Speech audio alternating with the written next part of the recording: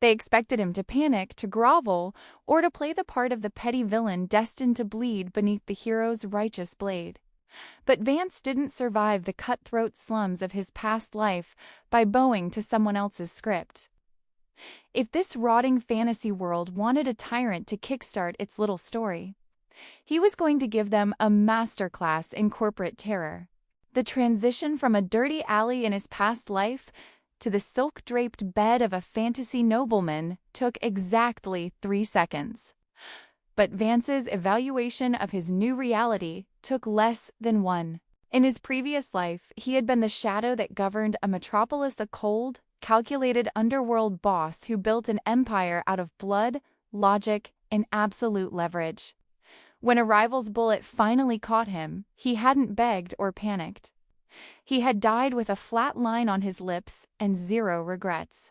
He had won his game. Now, staring at his soft, unblemished hands in the gilded mirrors of the Renard estate, he catalogued the memories flooding his mind. He hadn't just traveled through time. He had slipped into the pages of a trite, predictable fantasy novel he'd skimmed out of boredom. He was now Lord Renard, a textbook young master, a petty, arrogant villain whose entire existence was mathematically designed to be a stepping stone. According to the script of this world, Renard was supposed to throw tantrums, hurl wealth at his problems, throw cheap bullies at the novel's righteous hero, Arthur, and eventually get publicly executed in Act 1 to make Arthur look like a saint. Vance scoffed. The sound echoed sharply against the marble walls. A stepping stone? They had picked the wrong soul to fill the corpse. He felt no urge to panic, no desperate desire to run to the hero, fall to his knees, and beg for a redemption arc like some spineless coward. If this world was built on a foundation of magic, monsters, and feudal rot, then it ran on the exact same currency as the slums he had conquered back home: power and leverage. He wasn't going to play nice. He wasn't going to be a misunderstood anti-hero seeking approval. Nor was he going to be the weak, theatrical bully the original Reynard had been. If the heavens wanted a villain to kickstart their little story, he would give them a masterclass. He would rule this rotting world through absolute, unshakable power and calculating terror. And he would start by tearing the original script to pieces. The opportunity presented itself that very afternoon. The grand study of the Renard estate smelled of old paper, heavy mahogany, and the sharp, distinct scent of burning wax. Vance sat behind a massive desk, his eyes scanning a ledger of the territory's grain distribution with a clinical, detached focus. The door burst open with a theatrical flourish. Lady Alara stood on the threshold, her eyes beautifully rimmed with tears, her chest heaving as if she had carried the weight of the entire world up the grand staircase. She was exactly as the novel described her, a tragic, delicate flower. A woman who spent her evenings weeping into her handkerchief and whispering her woes to Arthur, the righteous hero, about the cruel beast she was forced to marry. Vance didn't even look up from his ledger, close the door. "You're letting a draft in." Alara marched forward, her silk skirts rustling against the marble floor. "You can summon me here as much as you like, Renard, but you will never change my mind. This engagement is a cage, a collar you have forced upon my family. You may own my hand by contract, but you will never, ever own my..." A sharp, crisp snap cut her off. Vance had reached into his desk, pulled out the heavy, gold-embossed scroll of their engagement contract, and casually ripped it down the center. Without a single word, he leaned to the side and tossed the fragments directly into the roaring fireplace behind him. The parchment curled, blackened, and caught fire in seconds. Alara froze, her mouth slightly open, the grand, self-righteous speech dying on her tongue. She stared at the flames, then back at Vance, her eyes wide with bewilderment. "What? What did you just do?" "I ended it," Vance said, his voice entirely flat, devoid of the obsessive, pathetic passion the original Reynard used to possess. He finally closed his ledger, leaning back in his leather chair to lock his cold, unblinking eyes onto hers. Alara swallowed hard, her instincts suddenly screaming at her that the man sitting in front of her was entirely different from the petty boy she used to bully with her tears. But her pride pushed her forward. She drew herself up to her full height, her chin trembling with a sudden surge of defensive anger. Is this another one of your sick mind games? Do you think by burning a piece of paper you can break my spirit? Let me tell you something, Renard. My soul remains unbroken. I will never bow to a monster like you, and Arthur will. Let's get one thing clear, Alara, Vance interrupted. His voice wasn't loud, but it possessed a heavy, suffocating gravity that made the room feel instantly smaller. He leaned forward, resting his forearms on the desk, his gaze boring into her very soul. I am running a territory, not a theater. I have no use for a liability. I do not keep people around me who do not absolutely fear and respect me. And frankly, I am not short of women who do. Get out.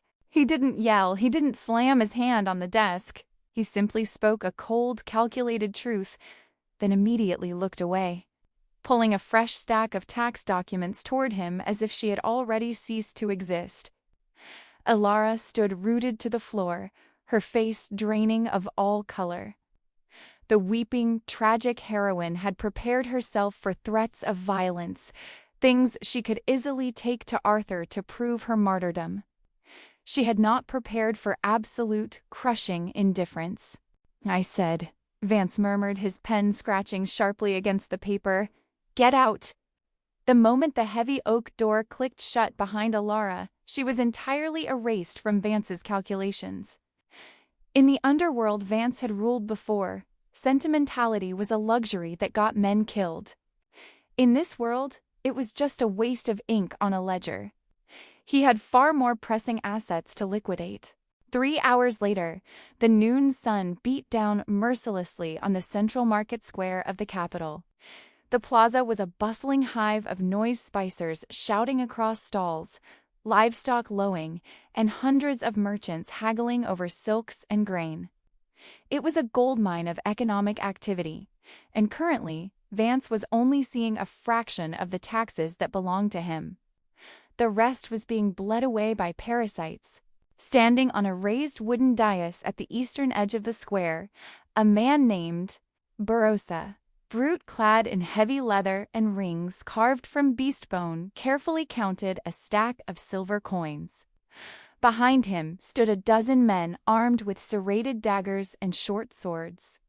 They were the local enforcers of the Red Hand, a ruthless criminal syndicate that had controlled the city's underbelly for generations.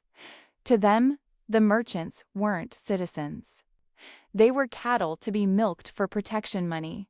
Burroughs slammed a fist onto a merchant's cart, making the scales rattle. You're short 3 silvers, old man. Pay up, or we break the wheels and burn the stock. The old merchant trembled, bowing his head. Please, milord, the city taxes went up this month, and I don't give a damn about the Lord's taxes, Burroughs sneered, spitting onto the cobblestones. The Lord is a boy who plays with paper. We own these streets. You pay us first, or... Burroughs's voice cut off as a heavy, synchronized thud echoed through the square. From the 4 main arteries leading into the plaza, columns of men marched out in perfect, terrifying formation. These weren't the standard city guards in loose chainmail. These were Vance's personal enforcers, silent, massive men encased in polished, black iron armor that swallowed the sunlight. They carried heavy, single-edged executioner swords and massive steel tower shields. The bustling market fell into a dead, suffocating silence. The merchants scrambled backward, abandoning their stalls as the black-armored wall rapidly closed in, forming a tight, inescapable ring around the Red Hand thugs. Burroughs drew his sword, his bravado faltering as he looked at the sheer wall of iron surrounding them.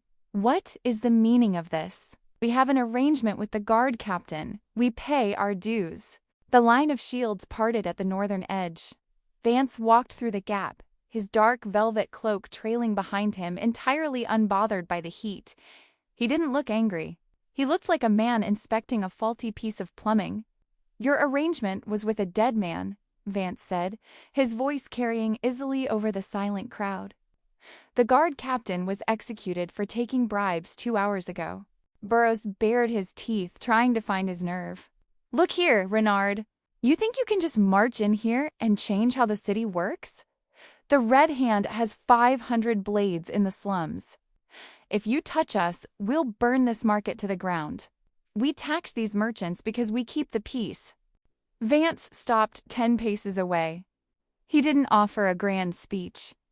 He didn't read out their crimes, and he didn't offer them a chance to surrender. He simply looked at the captain of his guards and gave a slight, dismissive nod of his head. "Clear the filth." Before Burroughs could even raise his shield, the black armored enforcers moved with terrifying, practiced efficiency. They rammed their heavy steel shields forward, shattering the thug's ribs and throwing them off balance. What followed was a cold, methodical slaughter. Executioner blades swung in brutal downward arcs. Crimson painted the white cobblestones in broad, violent splashes. One of Burroughs's lieutenants tried to turn and flee, but a heavy iron boot pinned his head to the pavement a second before a blade came down, ending his breath cleanly. Burroughs fought like a cornered animal, swinging wildly, but a tower shield slammed into his face, crushing his nose and dropping him to his knees. Before he could clear the blood from his eyes, Vance stepped on his sword hand, crushing the bones beneath his heel. Burroughs looked up, gasping for air, his face a mask of terror. You madman! The Syndicate will kill you!" Vance looked down at him, his expression entirely vacant. "The Syndicate is next." With a fluid, casual movement, Vance drew a heavy dagger from his belt and drove it cleanly through Boris's throat, pinning him to the pavement. Burroughs choked once, his eyes rolling back before going completely still. Vance pulled a silk handkerchief from his pocket, wiped the blood from his fingers, and tossed the stained cloth onto the corpse. He turned his back on the carnage, looking out at the hundreds of terrified merchants and citizens who had collapsed to their knees around the square. "Listen well," Vance announced, his voice cold and ringing with absolute authority. "The Red Hand no longer exists in this city. From this day forward, any man who attempts to extort, rob, or demand a single copper from a trader on these streets will share their pavement." He paused, letting the heavy scent of iron and blood sink into the minds of everyone present. Let his message be simple. No one taxes this city except the Lord. Clean up this mess, leave the bodies on display for 3 days as a warning, and reopen the gates for trade. We have lost 20 minutes of revenue. Without waiting for a response, Vance turned and walked back through the iron line of his soldiers, already mapping out the next sector of the city that needed to be violently corrected. Returning to his war room, he looked at the sprawling map of his territory spread across the table. It was an absolute mess of feudal inefficiencies, crumbling infrastructure, a vast population of illiterate and underutilized commoners, and a ticking social time bomb of starving orphans and incoming wars. He needed his empire optimized, hardened, and absolutely loyal to his desk. He didn't care about the morality of his methods. He only cared about the mathematics of absolute control. To ensure his rule was unshakable, Vance drafted 3 massive, pragmatically cold reforms that he would enforce with an iron fist. First came the convict machinery. Vance had zero intention of wasting state funds on feeding useless bodies in dark dungeons. He viewed criminals strictly as a free, highly disposable labor force. By his direct decree, the prison cells were emptied. Murderers, rapists, highwaymen, and high-level bandits were bound together in heavy iron chains, driven like cattle into the treacherous, jagged northern mountain passes and disease-ridden southern swamps. They were placed under the relentless whips of his overseers to dig massive aqueducts through solid stone and lay down heavy military roads. If a worker collapsed from exhaustion, they were unchained, tossed into the ravine, and replaced by the next convict in line. Second was the weaponization of women, driven by his sheer irritation with the existing power structures. He realized half of his potential intellectual capital was being utterly wasted because traditional laws barred women from reading, writing, or handling finances. Simultaneously, he was sick of the arrogant, male-dominated physician guild trying to leverage their exclusivity to extract political favors from him whenever a high-profile birth occurred. To break both limitations in a single move, Vance passed a sweeping, mandatory decree. All women within his territory, from noble daughters to the lowest peasant girls, were forced into a rigorous, state-run educational system to become tax collectors, administrators, and clerks.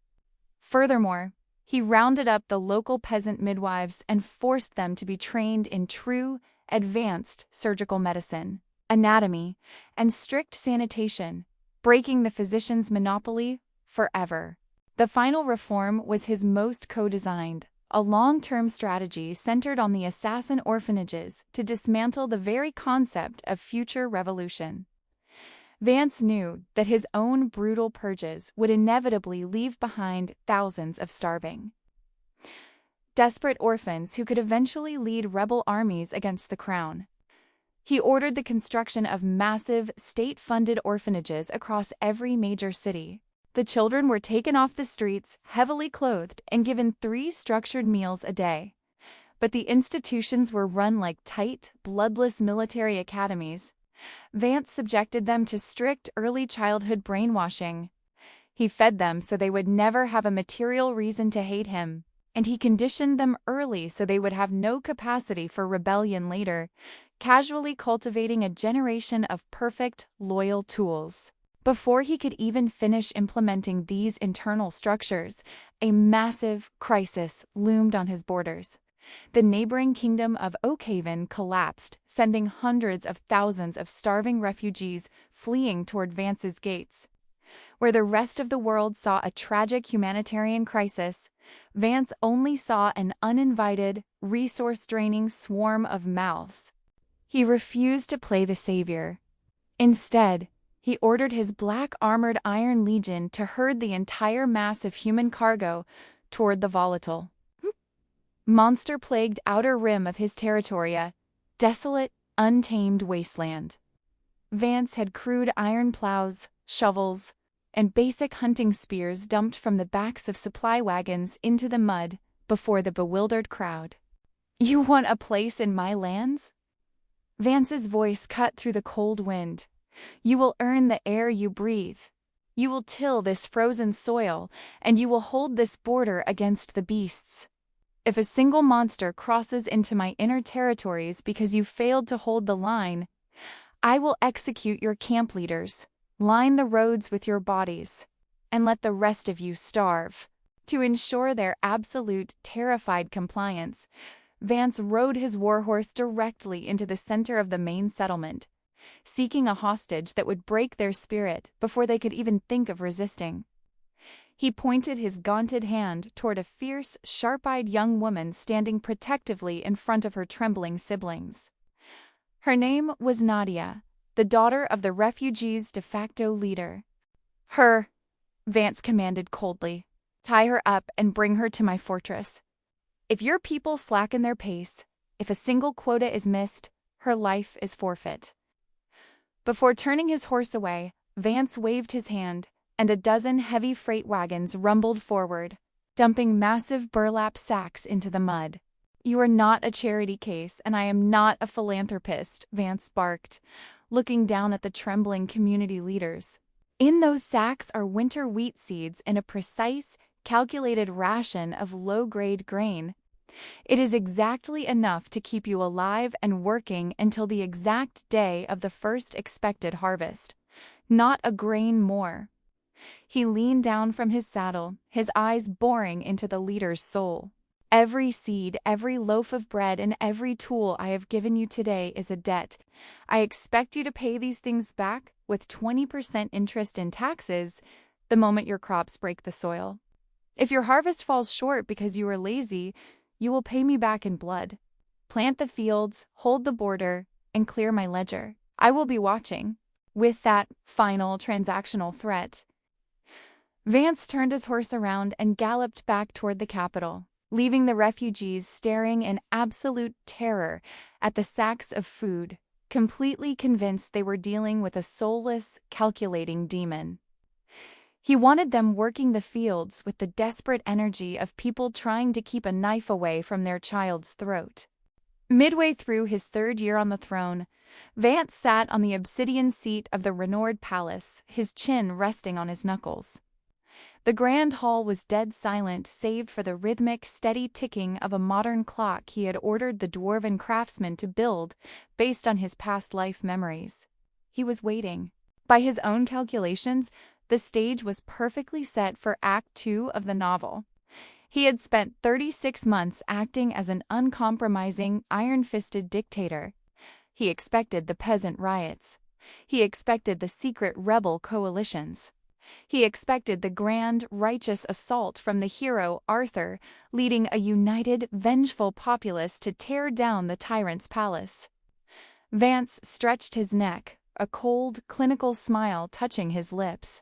He was fully prepared to play the ultimate final boss that the world united against, and he would crush Arthur's righteous rebellion with corporate efficiency. The massive bronze doors of the throne room suddenly groaned open. Vance straightened, his hand instinctively drifting toward the hilt of his blade. His shadow intelligence web had reported that Arthur had successfully infiltrated the lower districts of the city just last night. This was it, the first spark of the revolution. Instead of a blood-soaked guard or a frantic messenger screaming that the gates had fallen, a single high-ranking marshal stepped into the hall. He carried a heavy stack of leather-bound ledgers, his posture stiff with a profound, almost fanatical reverence. Behind him walked a small delegation of commoner representatives, wealthy merchants, and a senior headmistress from the state academies. The marshal marched to the base of the dais, sank heavily onto one knee, and lowered his head. "Your Imperial Majesty, the year-end continental reports have arrived from the Outer Rim and the inner provinces. The data is complete." Vance narrowed his eyes, his voice echoing coldly. "Speak, Marshal. Give me the casualty reports. How many border riots did we put down this week? Where is the rebel faction gathering?" The marshal blinked, looking up with absolute confusion, before his expression shifted into one of deep awe. "Riots, Your Majesty? There are no riots. The populace is celebrating in the streets. We have come to present the final balancing of the ledger. The consequences of your decrees over the last 3 years have finally hit the light, sire, and the entire continent has completely changed." Vance sat back in his throne, his brow furrowing as the marshal began to read the reports. Step by step, sector by sector, the dark script Vance had meticulously written to terrorize his empire began to unravel, revealing a terrifyingly stable, fiercely loyal superpower that he had accidentally built. The first shift, Your Majesty, begins with the complete collapse of House Elara. "Just as you predicted when you dissolved the contract," the marshal said, the crisp paper snapping in the silence. Vance hadn't thought about her since the afternoon he threw her engagement papers into the fireplace. He had simply stepped back, completely indifferent to her existence, assuming she would marry her righteous hero and live out her predictable romance. He had no idea that his total indifference had utterly ruined her. The original Reynard had been a pathetic, obsessive fool, but his obsession had been a fortress for Elara's family, to keep her within his grasp. The previous owner of this body had been quietly absorbing House Elara's staggering debts, injecting his own funds into their failing estates, and visiting their creditors in the dead of night to threaten them with execution. The moment Vance burned that contract and walked away, the shadow protection evaporated. Vance didn't actively attack them, he simply stopped caring. Within 48 hours of the dismissal, the banks instantly descended upon the estate like vultures.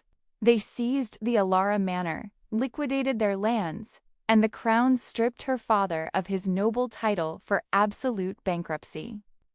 Panicked, Alara had fled to Arthur, weeping and begging him to use his destined power to save her family. But reality was a cruel master. Arthur was just a penniless wanderer, a boy with a sword and a heart full of grand platitudes. He could offer her nothing but sweet words and a shoulder to cry on. Sweet words didn't pay the rent. Now, Alara was forced into a cramped, drafty apartment in the lower districts of the capital, her soft, aristocratic hands raw and bleeding from scrubbing her own clothes in freezing well water.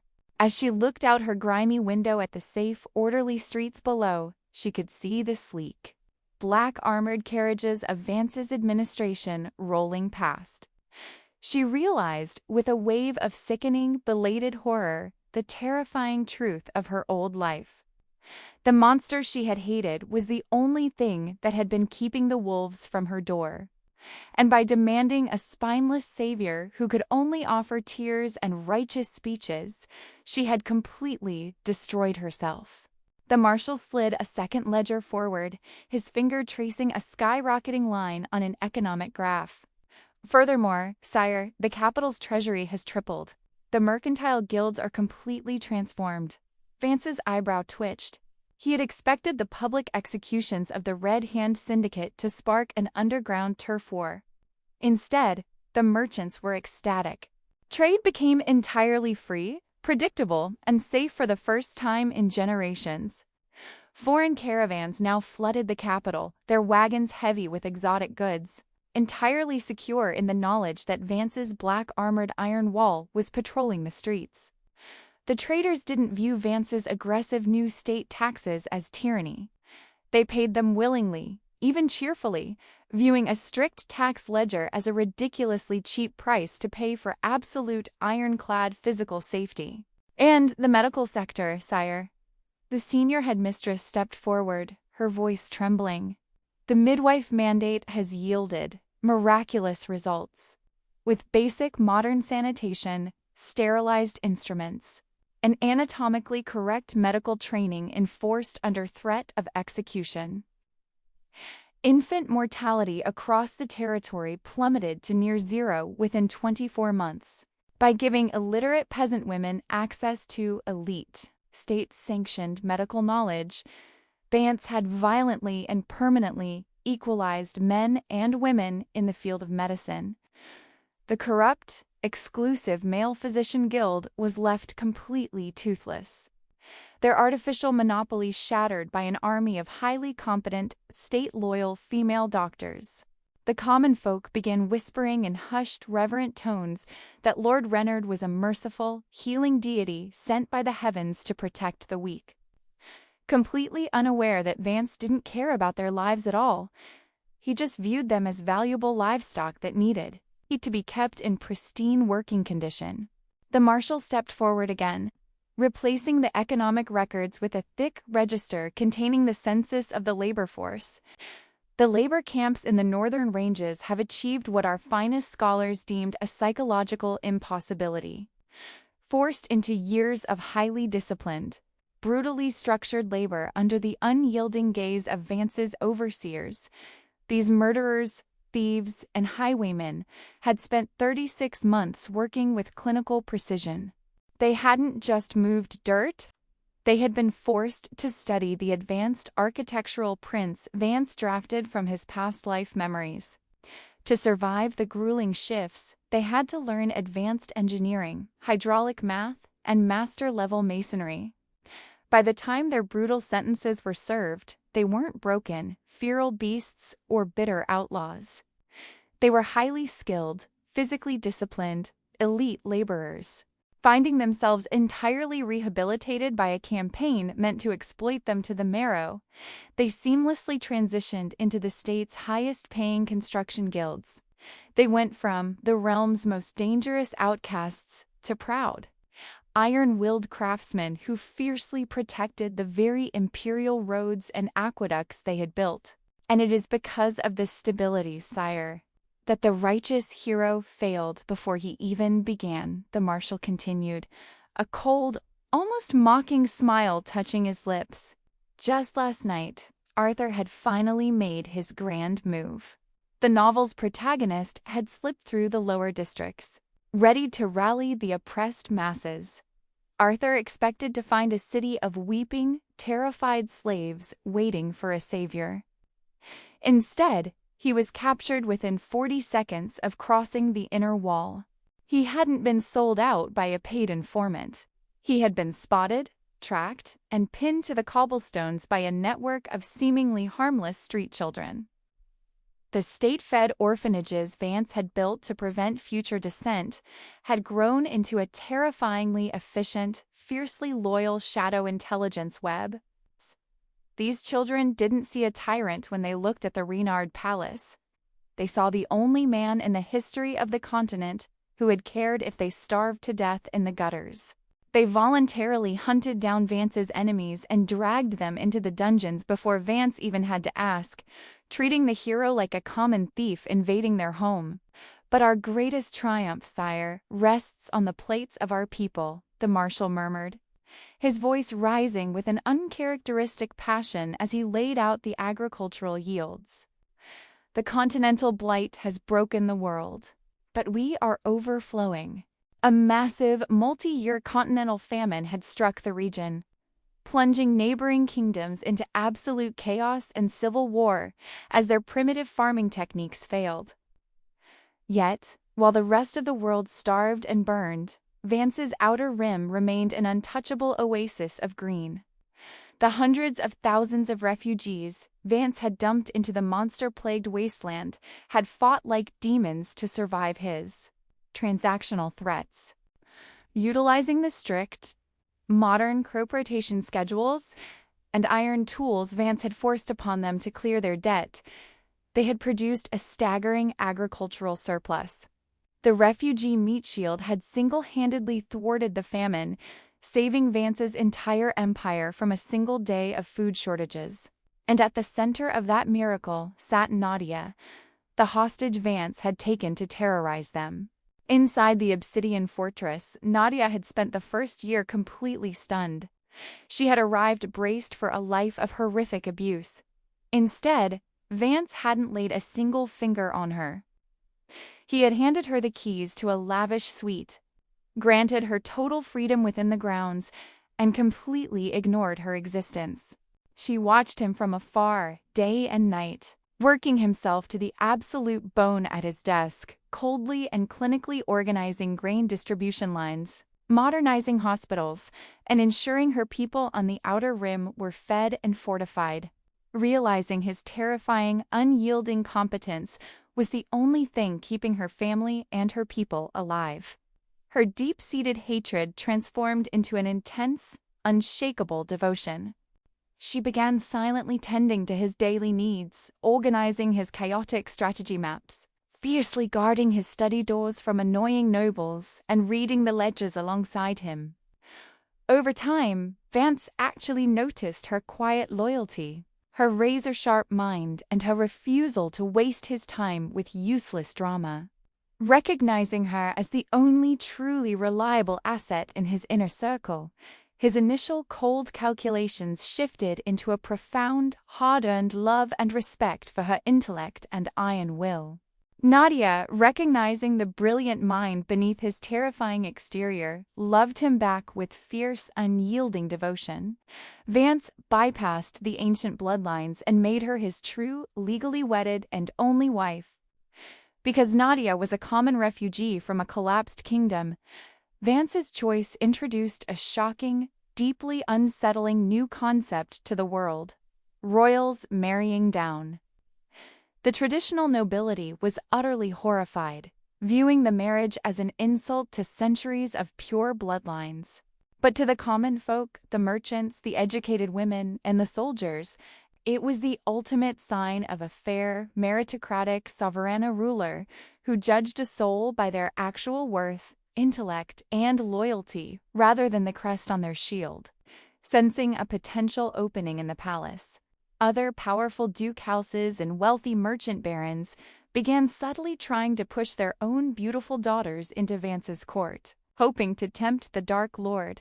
But Vance was a fiercely disciplined, modern-minded man who viewed multiple partners as a massive waste of administrative time and domestic stability.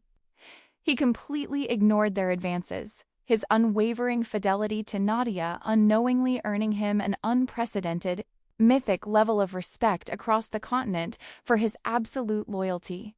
The marshal closed the final ledger with a heavy thud, the echoes dying down against the marble pillars. He looked up at Vance, his eyes shining with an absolute, fanatical devotion that no tyrant in history had ever managed to buy. The ledger is perfectly balanced, Your Imperial Majesty. The Empire is yours. Every soul within our borders is ready to die for your name. An hour later, Arthur was brought into the Grand Hall in heavy anti-magic chains. The righteous hero was bruised, his clothes torn, but his eyes still blazed with the desperate, blinding idealism of a protagonist. He looked up at Vance, who sat silently on the throne with Nadia, standing proudly at his right hand. "You've cowed them with fear, Reynard," Arthur roared, his voice echoing off the vaulted ceilings. "You've built a cage out of blood and iron, but you can't control the human spirit forever. One day, the people will see you for the monster you are, and they will rise up to tear this palace down stone by stone." Vance didn't answer. Instead, he stood up, his dark cloak sweeping over the steps of the dais as he walked toward the high, arched doors leading out to the imperial balcony. He offered his hand to Nadia, who took it with a confident, knowing smile. Together, they stepped out into the open air, with Arthur dragged behind them by the black-armored guards. Vance stood at the stone railing, looking out over the sprawling, massive capital. The streets were packed with hundreds of thousands of citizens gathered for the year-end festival. Vance prepared himself for the narrative peak, the moment he would look down upon a suppressed population and hear the silent, venomous resentment of an empire ruled by terror. Instead, the moment his dark velvet cloak came into view, an earth-shattering, deafening roar tore through the sky. The merchants waved flags of gold and silk, cheering for the man who had given them safe, gang-free streets.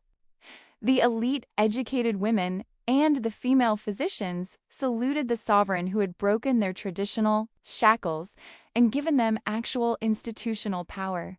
The massive construction guilds, the very convicts he had driven into the mountains under the whip, cheered the loudest, raising their heavy stonework and hammers in salute to the ruler who had turned them into prosperous masters of their craft. From the rooftops, the young agents of his orphanage network watched over the crowds, their eyes fixed on Vance with a terrifying, fanatical loyalty. Arthur stumbled forward, his jaw dropping as he stared at the sea of ecstatic, fiercely devoted faces. There was no hatred in their eyes. There was no fear of a tyrant. There was only the absolute, unshakable adoration of a population that had been pulled out of feudal rot and a devastating famine by an iron spine. The broken hero sank to his knees, his legendary sword completely useless in a world that didn't want to be saved from the final boss. He looked up at Vance, utterly shattered. They love you."